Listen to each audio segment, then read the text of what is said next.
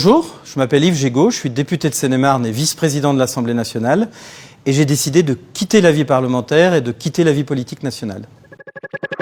Bonjour Yves Gégaud. Bonjour. Vous avez décidé d'arrêter la vie politique. Oui. Pourquoi ? Pour faire la place aux jeunes, parce que ça fait 28 ans que je fais de la politique. J'ai été élu 4 fois maire de suite, 4 fois député, j'ai été ministre, je suis vice-président de l'Assemblée, j'ai connu tous les bonheurs. Et au fond, je pense qu'il y a une période qui s'achève.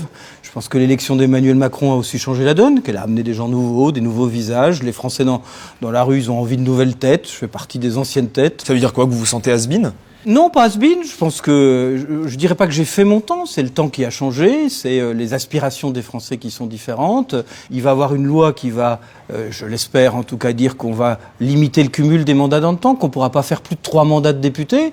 Moi, j'en suis à mon 4e.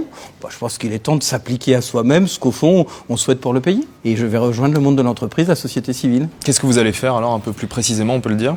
Je vais mener un combat qui au fond est majeur. Vous savez, qui est celui de la lutte contre le réchauffement climatique. On en parle beaucoup, on en débat beaucoup à l'Assemblée. Je trouve que les choses n'avancent pas assez vite et qu'il faut que les entreprises se mobilisent, parce que c'est par les entreprises qu'on fera les changements. Et je vais, dans une grosse start-up, diriger une grosse start-up qui se spécialise sur la transition énergétique, qui va mettre de l'innovation made in France dans la transition énergétique pour faire avancer la cause, parce qu'au fond, derrière tout ça, il y a la survie de la planète, il y a la survie de notre espèce, il y a le monde qu'on lègue à nos enfants, et que quelquefois, j'ai le sentiment qu'au Parlement, on ne fait pas assez avancer les choses assez vite. Vous êtes quand même vice-président de l'Assemblée nationale, c'est un gros poste, un poste prestigieux, et vous avez l'impression de ne pas pouvoir faire avancer les choses. Ça veut dire quoi ? Ça veut dire que l'Assemblée ne fonctionne pas comme elle devrait fonctionner ? Ça veut dire que dans notre pays, sous la Ve République, le pouvoir, il est plus entre les mains de l'exécutif que du Parlement. Je pense ne faire de révélation à personne, au fond. Donc le Parlement sert à rien ?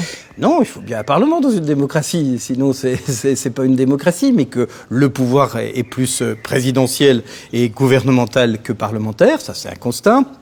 Et qu'au fond, dans un monde qui change à toute vitesse, eh bien le Parlement ne va pas assez vite, que c'est un lieu de lenteur, que c'est un lieu presque de conservatisme. Est-ce que vous avez 2-3 anecdotes qui vous reviennent, où vous vous êtes dit, bon là, on sert à rien ? Ce qui m'énerve, par exemple, c'est que le Parlement ne joue pas son rôle de contrôle de la dépense publique. Si j'ai un message à laisser à mes amis parlementaires qui vont continuer à siéger, c'est devenez des autorités de contrôle. Faites que les administrations tremblent devant vous. Vérifiez que les deniers des Français soient bien utilisés. Ça, c'est dans la Constitution, c'est notre pouvoir. Et ne nous laissons pas impressionner par une administration qui n'a pas très envie qu'on la contrôle. Alors, vous avez récemment défendu des positions sur la loi alimentation, notamment. Vous défendiez l'option végétarienne à la cantine, qui a été rejetée par l'Assemblée nationale. Vous aviez des positions assez proactives sur le droit des animaux, pour mettre fin au broyage vivant des poussins notamment, qui a été rejetée par l'Assemblée nationale.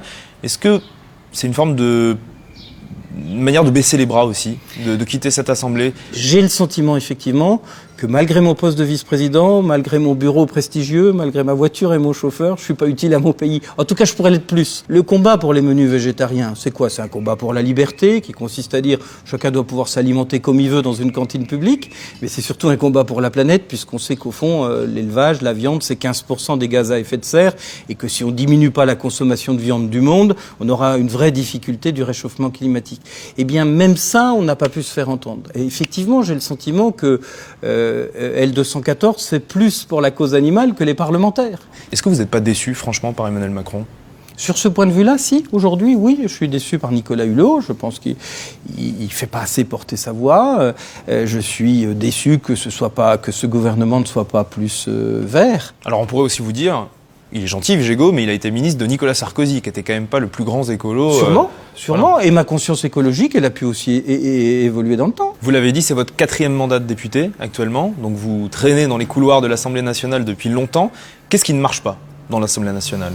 Quel est le poids des lobbies, par exemple ? Il existe, mais il est au fond souvent fantasmé. Bon, il existe dans la loi agriculture et alimentation, quand le rapporteur de la loi est un éleveur, on se doute bien que la question de l'élevage, elle ne va pas être traitée de façon neutre. Comment ça se passe de l'intérieur à l'Assemblée nationale, ces lobbies ? Comment ils entrent ? À qui ils parlent ? Vous, en tant que député, comment vous les avez côtoyés ? C'est à la fois très simple Et peut-être, ça peut être très pervers, mais au fond c'est très simple. Ils fournissent de l'information, ils essayent de donner des éléments d'appréciation, et au fond le parlementaire a tellement peu de moyens qu'il a bien besoin qu'on lui fournisse des éléments d'appréciation.